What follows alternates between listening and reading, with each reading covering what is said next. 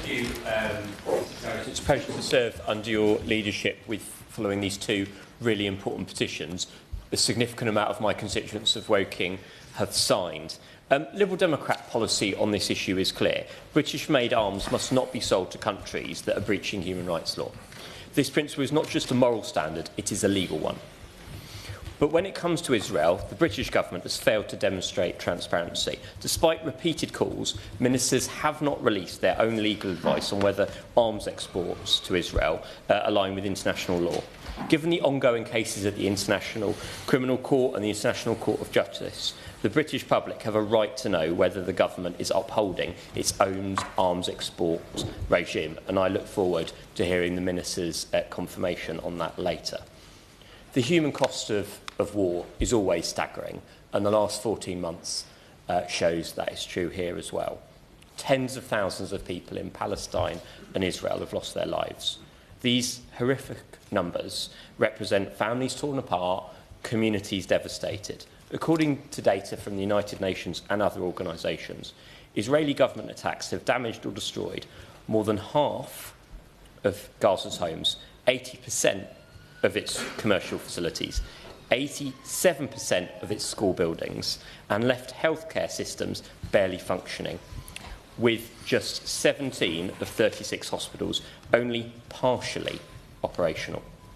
Over two-thirds of Gaza's road networks and cropland have also been obliterated.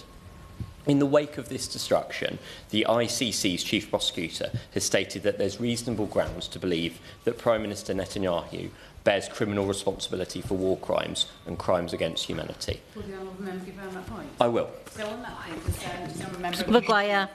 That the UK must uphold its obligations to the International Criminal Court by supporting investigations into alleged war crimes in the region and enforcing any resulting rulings? I completely agree. I completely agree with my honourable friend for Epsom. We must support the International Court investigations and uphold whatever they find.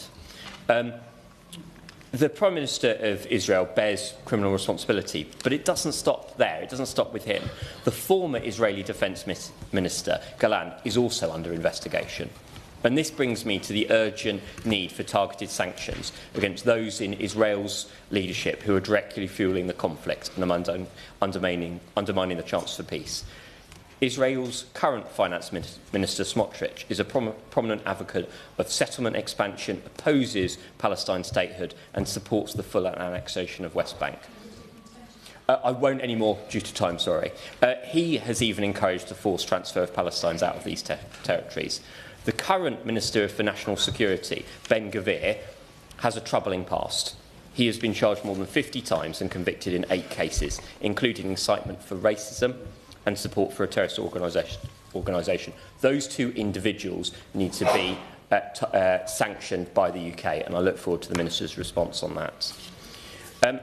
But this violence is at risk of escalating even further, and we can't allow that. That's why the UK should stop selling arms to Israel. It's time for the government to demonstrate leadership, halt those arms sales where there's evidence of human rights abuses, impose sanctions on those people that I've mentioned and others pushing a conflict, and lead an international effort to stop the bloodbath and rebuild Gaza. Thank you.